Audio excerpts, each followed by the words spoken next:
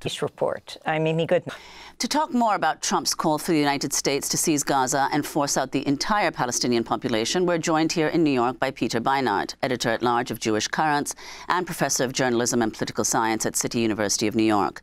He's the author of the new book just out titled Being Jewish After the Destruction of Gaza, A Reckoning. Welcome back to the program, Peter, and congratulations on your book, which we'll turn to in a moment. But if we could first get you to respond to the remarks that Trump made a couple of days ago, astonishing remarks about basically the ethnic cleansing of Gaza, turning it into the Riviera of the Middle East, and so on. If you could respond.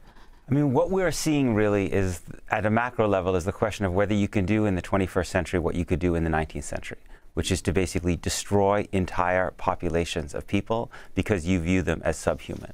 Donald Trump views Palestinians as subhuman, and therefore wants to oversee a mass ethnic cleansing, which would be one of the greatest crimes of the century. And all across Washington, you hear people essentially shrug, or people say maybe it's impractical. I don't care. The question is not whether it's impractical. The question is whether we should be thinking about how we get Donald Trump in front of the International Criminal Court as a war criminal. This is one of the most monstrous things an American president has said in our time. And the fact that it can be assimilated like this is just testament to the profound dehumanization of Palestinians that suffuses American public discourse. I have a question for you. Diana Buttu, the well-known Palestinian attorney, when asked about this, I mean, hours after President Trump made this announcement, talking about the demolition site that is Gaza, she said she agreed it's a demolition site. And about moving Palestinians, she said, well, the first point would be moving them back to their homes. Can you give us the history that even you really had no sense of until you began to really study what was going on outside your Jewish education? Sure. I was raised in a family where Israel was central, and where we thought about Israel in terms of what it meant for Jewish safety, a state for Jews where Jews could be safe after the Holocaust. And that was a source of great psychological security, especially for my grandmother, for older people in my generation who themselves had experienced a lot of trauma in their lives. I'm embarrassed to say it was really not until my 30s, when I went to spend time with Palestinians in the West Bank, that I began to really face what Israel and Zionism had meant for Palestinians. And you're exactly right. Every American media discussion of Gaza should start with the fact that people in Gaza, most of them are not from Gaza.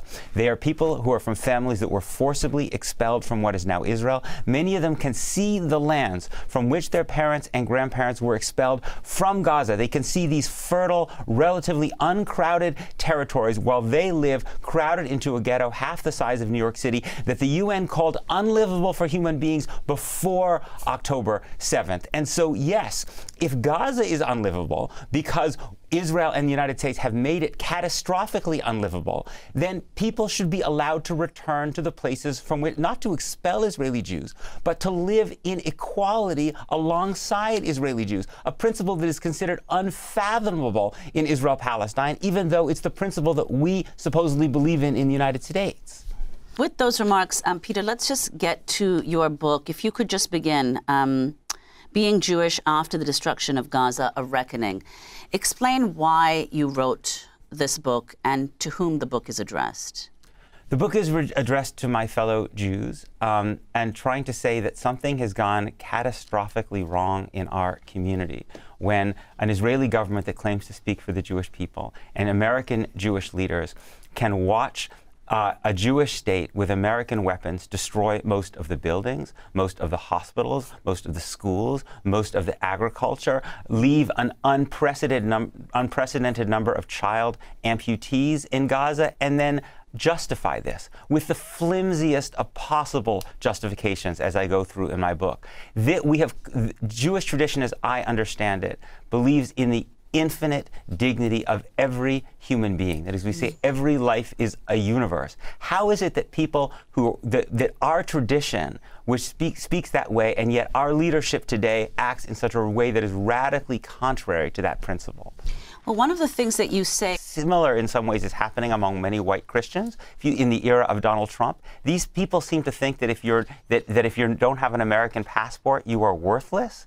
It's as if that Christianity's universal message has been swallowed by the ethno-nationalism of America first. And in a way, when you see Jewish discourse about Israel, you see something similar. The state is sacred, and what our tradition says about human beings is ultimately devalued. Explain what happened then in 1948. Explain what happened to the Palestinian villages.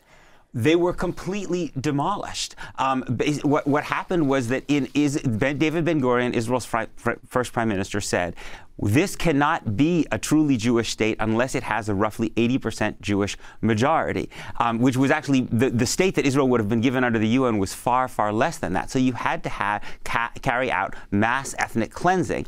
In Jewish communities, people tend to say this only began when the Arab countries invaded in May 1948. It's not true. Haifa and Jaffa, for instance, the largest Palestinian populations, were ethnically cleansed before May 1948 because it was impossible to create a Jewish state. There were simply too many Palestinians there, so you had to clear them off in order to create a large Jewish majority where Jews controlled the land. That's how Israel was created, and it's the refusal in Israel and in organized American Jewish communities and in Washington to honestly discuss that history that brings us to this point where we have an American president who wants to replay that history.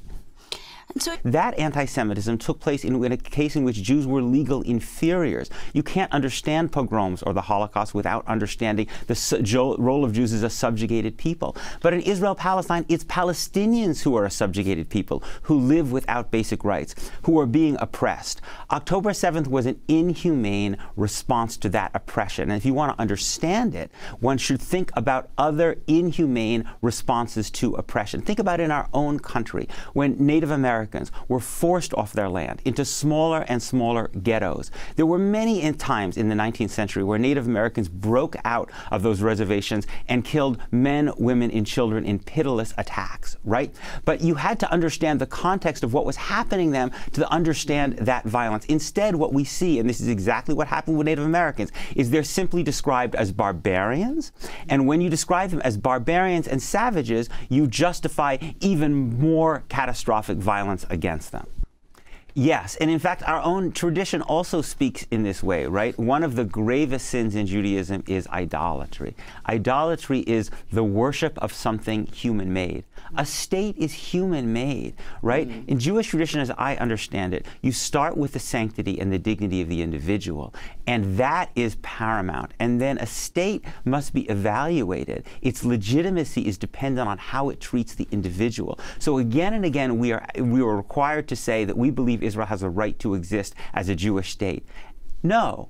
The children of Gaza have a right to exist. They have a right to live. Their lives are of infinite value. And the question you ask about the structure, the political system of any state is that state guaranteeing that right to life and that right to flourish? And if it's not, if it's failing radically, if it's destroying those lives, then you have to think about reconstituting the state in a more ethical way. I'm an observant Jew since October 7th. Where is our religious and moral leadership today of rabbis who would get up and say, I can't pray because I am haunted by the sights of the child amputees in Gaza, of the people who are marching, whose homes have been destroyed, who are living in tents, whose tents are now flooded, who can't get hospital care, whose lives are being utterly ravaged. And yet I just see a community that goes about its business and indeed penalizes people who have the audacity to stand in the footsteps of Heschel and raise these moral concerns. Conflict with you, even if it brings me into conflict with our community.